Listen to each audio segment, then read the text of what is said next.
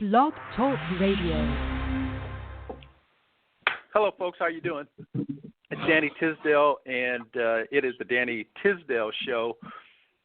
It's the Danny Tisdale Show in a way, even though we have a special that you know that we're talking about in our third series. And as usual, when I start, I love to, if you let you know that if you have any questions or you want to make a comment, hit us anywhere up on our social media at Harlem World Magazine.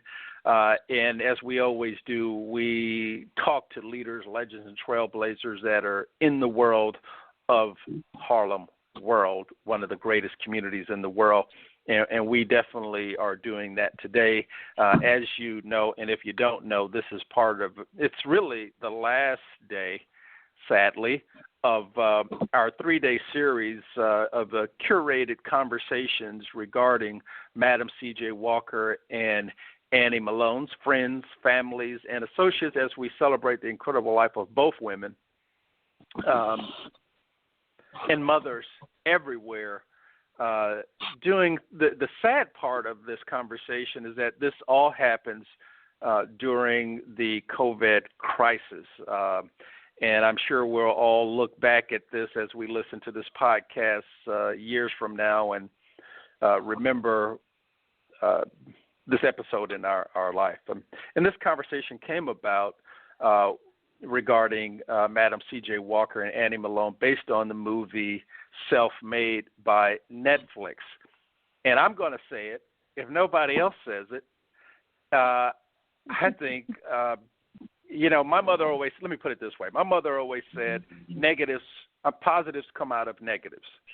And I'm not going to fully put the label as a negative on the Netflix film, but I'm going to say that this positive conversation, this great conversation that we're having, came out of what we saw in Self-Made on Netflix. And we thought we'd try to tell a different story about these two amazing business people who happen to be women and happen to be incredible, legendary, trailblazing women in the business world. And in some ways, of course, not in some ways that they were first, but they were some of the first millionaires in in the world, and especially in the United States.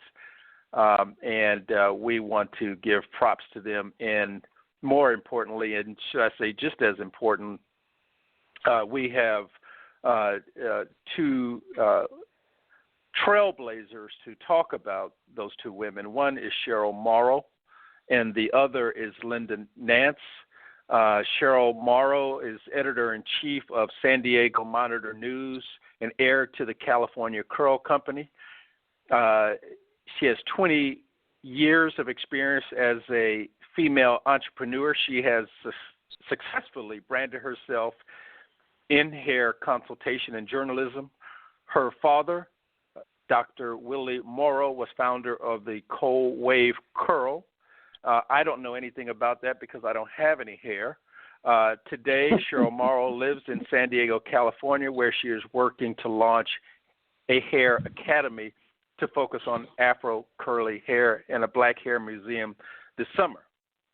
I think it's this summer coming up. Yep. Inform us on that. These projects are the extension of her company, the California Curl Company, where they develop new eco, bio, and safe beauty technology for the ethnic beauty industry, and the only ethnic beauty company of its time and kind, and we will get the URL for that soon. We also have Nance. Nance is formerly served as Director of Resource Development for the Annie Malone Children and Family Service Center in St. Louis, Missouri.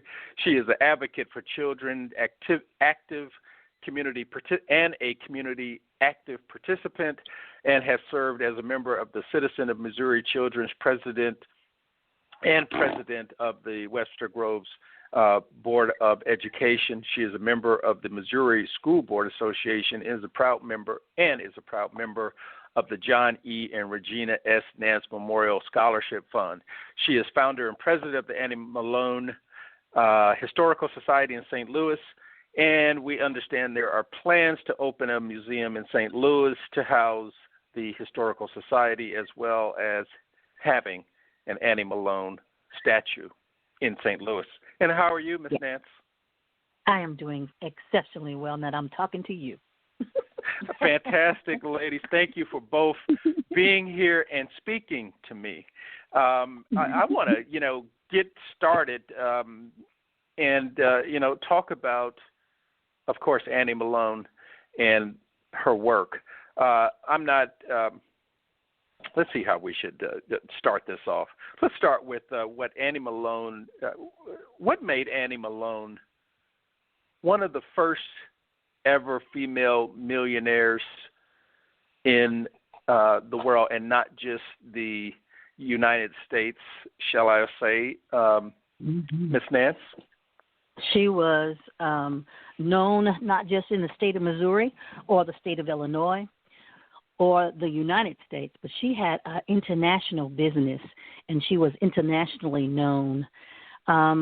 She was one who was very interested in uplifting women of every kind. She felt she had a wonderful dream, and that wonderful dream was focused on helping other women understand you got choices. You can do different things, and you're capable of having your own dream and be a part of your community. And you can do things other than be a washerwoman or be a domestic in somebody else's house. You can buy your house. You can raise your children. You can have your business just like you want to, even though the world around you says you have a covenant that says you can't live in this place, or the economy shuts you out of businesses that help you do all those things for your family. Mm-hmm. Even though you have people who do not respect you as an individual, you can respect yourself and build your own business. So she was uplifting women all the way. And I think that's what drove her. She wanted to be a role model for race women to understand you can do many, many things. She had graduations all over the country.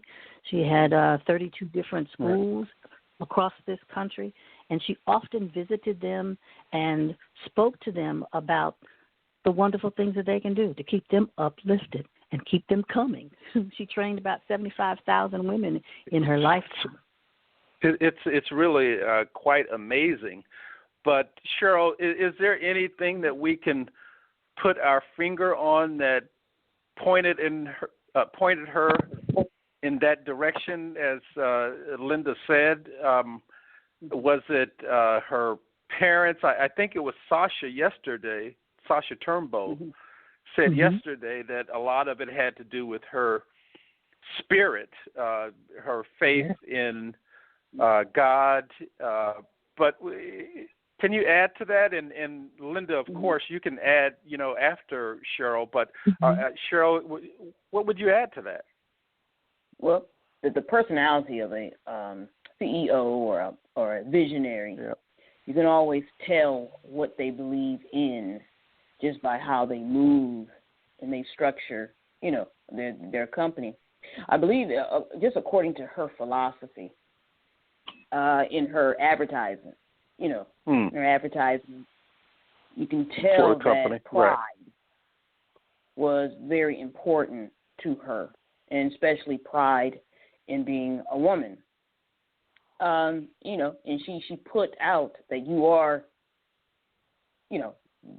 first best. You are not second best. And, she wanted to bring that out in terms of a whole particular system of being empowered. And it was pride of selfhood that delivered an orientation in which she, how she put her company together. She wanted to put together an orientation first, and then any endeavor after that you felt was possible, whatever that was. And that's why Morrow as a company is so multifaceted and not, according to, away from the beauty aspect. It was so much more fuller than that. But go ahead, Linda. I think that Cheryl, in another conversation that we had off air, of course, Cheryl made mention that a lot of other women in the country sold beauty products. And they did a very good job of it. She trained them to do that. Other women had schools and had products, and they sold them. But the one big difference about Annie Malone is that she did it large, and she was really, really intent upon building an industry that women of color could take pride in. They could be proud of and demonstrate that pride in the self-love they showed for one another in their appearance that made you understand people of color can do excellent things. And people of color have respect for themselves. She was guarding and building an industry, a hair care industry, and that's what made her as special as she was. Yes, she was. You know, it's part of our conversation is during the week of Mother's Day, and so I'm just curious, and I know I didn't prepare you for this because I sent you questions ahead of time, but what part did her mother play in Annie Malone being the woman that she was? Because I just, you know, as a visual artist, you know, I'm so, I love the process. I love to know how other artists work. So I'm really amazed at these two women, Madam C.J. Walker and Annie Malone, that these two women, during the same time, were incredibly, did I say incredibly? Successful. Incredibly successful. And, you know, I'm curious, you know, it's like what poked them to be these two women that they were? And maybe we don't know, but I'm just curious with that. I agree with Sasha that it was her faith, and I think it was her faith that helped shore her up because she lost her parents before she was 10 years old. Both amazing.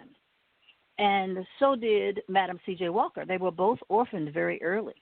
And Annie Malone was a sickly child and had to be kept from going to school for her own health.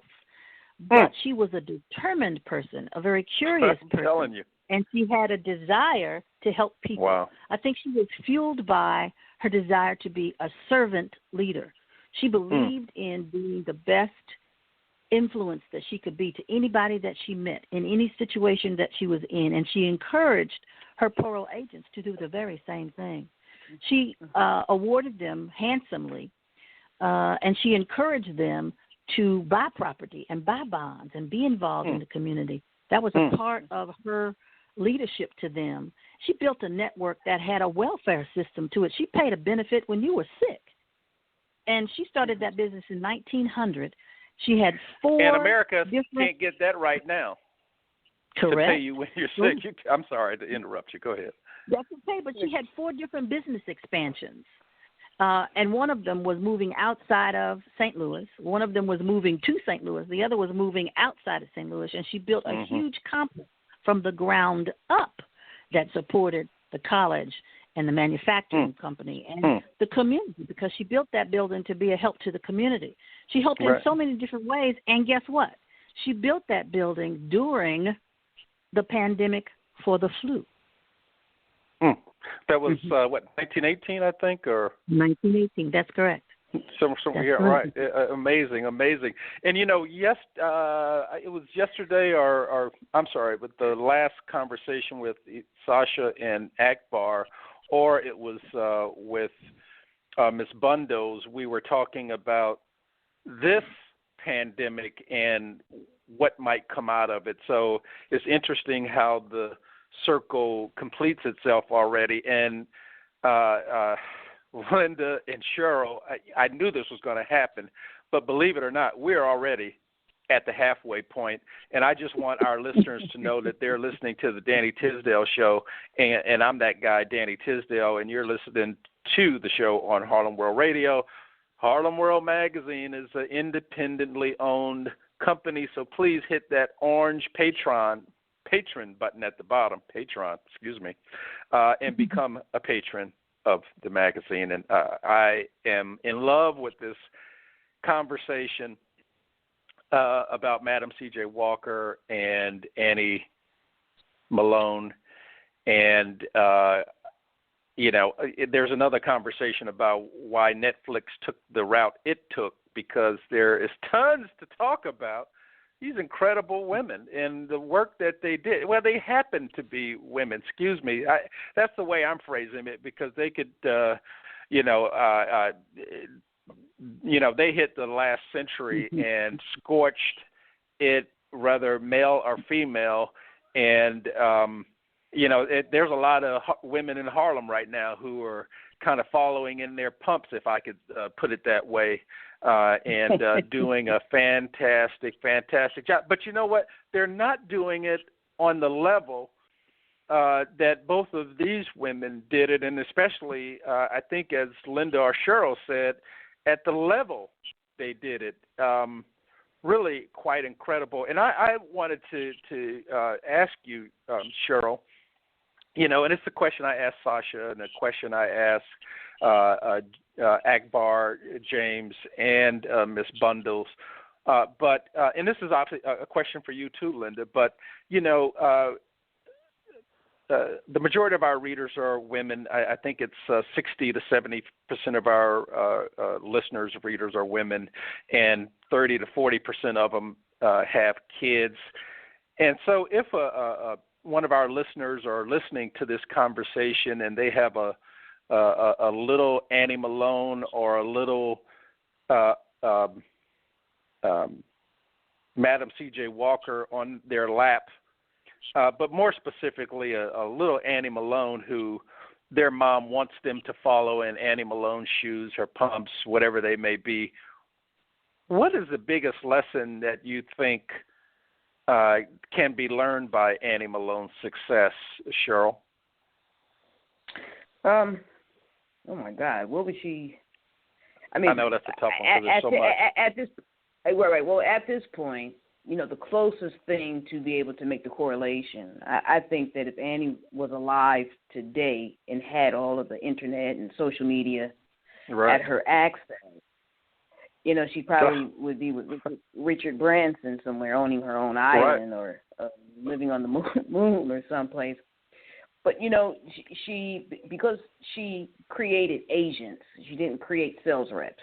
And Madam C.J. Walker was more of a sales rep kind of business and brand. She ran it from a brand. And Annie Malone was much more institutional and an investiture kind of type of company, which is totally different. Right.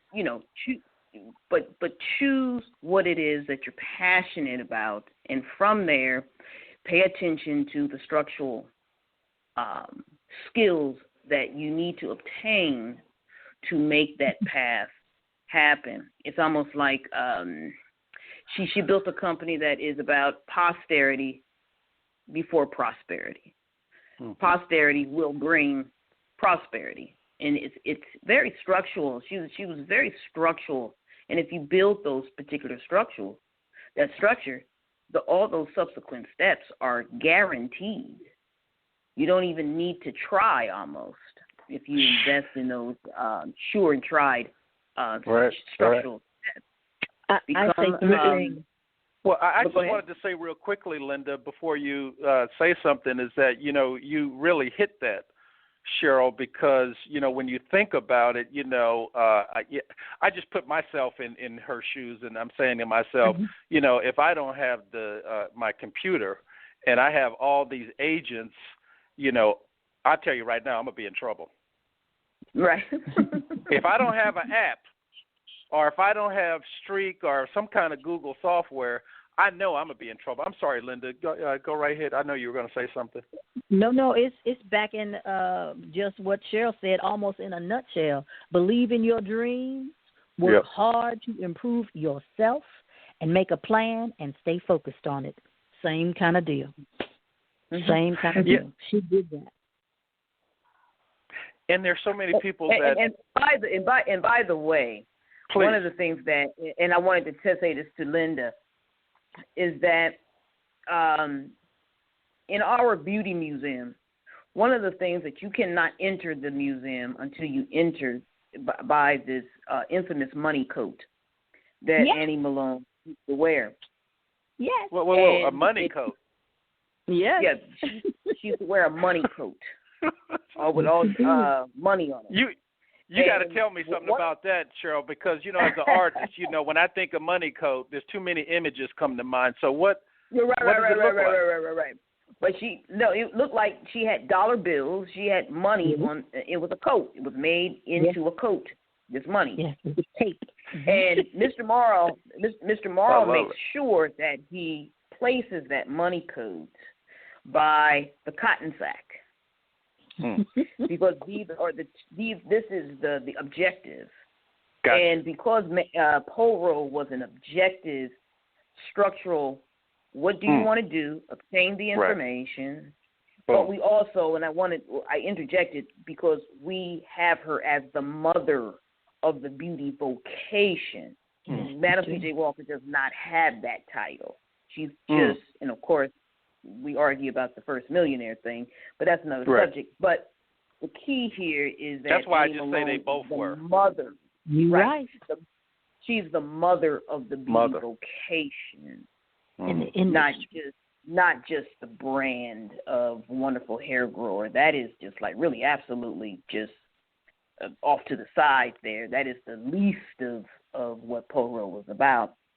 But because we give her that mother title, is because we would not have had a structural beauty vocation if it was not for Annie Malone. Oh, yeah. And Linda, I wanted to ask you, what are some of the current and future endeavors for the Annie Malone Historical Society? And I hate to tell both of you that we're at the 5-minute mark already. I knew this was going to happen. Very quickly, we are moving from a website-only situation into a building. We want to buy a building, and we're trying to raise money to do that and save money to do that so we can have an Annie Malone museum and immerse people in that experience, just as Cheryl talked about. We want to do a financial literacy program to encourage people to find out where they want to put their money and put it there intentionally, to have a GED program, an art program that lets children understand their creativity and the performance of saying, you got admirers, baby. You got people who can understand what it is you're creating. And then a Saturday morning reading program that will enhance what's going on at school to make sure we have good, strong readers K through 4. Actually, it's 3rd grade, but 4th grade I'm saying, because you learn to read from K through 3 and 4, and you read to learn all the rest of your life. So you have to get a good foundation. You most definitely. Annie Malone was the trailblazer in that she was cutting down trees and picking up rocks. She made it possible for other people to come behind her and do wonderful things. And Linda, Cheryl, go ahead. Mm-hmm, go ahead. No, I just wanted to make sure that Linda understood that, your financial endeavor should be a walk in the cake.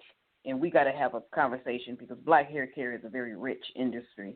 There's no reason why you should not have had your goal by now. But anyway, that's a whole other conversation. Right. But go ahead, Dan. I'm willing to learn. No, I was just going to use it as a segue because I was going to ask you, and I'm going to go there and let you know that we've got 5 minutes left.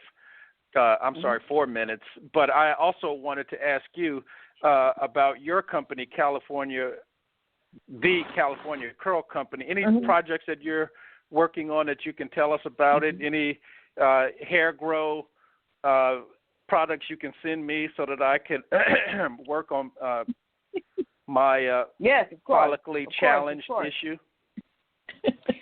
We are following always in the spirit of Annie Malone. We believe in posterity. We believe in investing in the future, in the generations, and we believe that the most brilliant generation is upon us. Out of all 54 countries in the continent of Africa, is 19 years old. Almost African Americans. I think all 46 million of us. The average age is 27. And so California Curl is investing in those new formulations. One is curl control. We are in the organic, and we are into cannabinoids and CBDs and things of that nature. We still make our own Afro combs, which are the original since 1962. Nice. We are launching a new blow-dry comb attachment, and a lot of other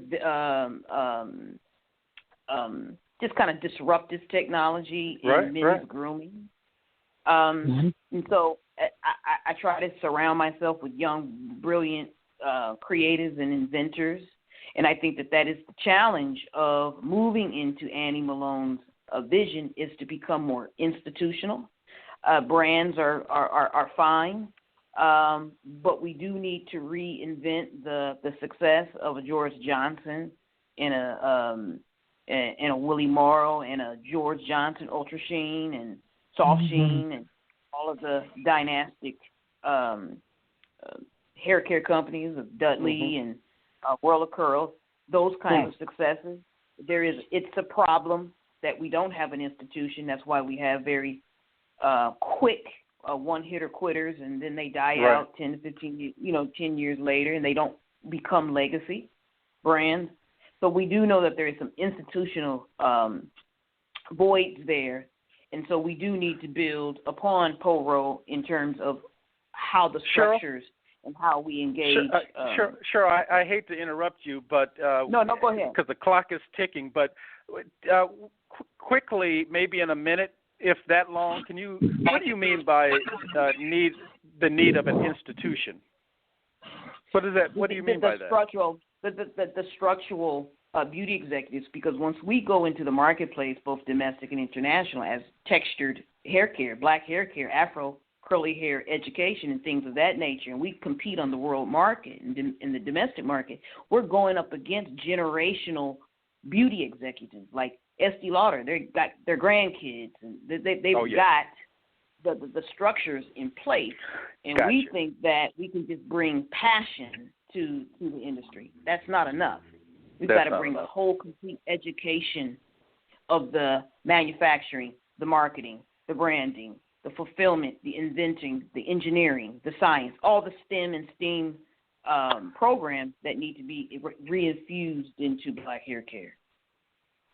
Well, I think you're right on point, and I have to tell you that reconnecting to my uncle's history, I mentioned this yesterday to Sasha and Agbara / James at the Jackson Advocate, Charles Tisdale. When I connected to that history, I realized then that,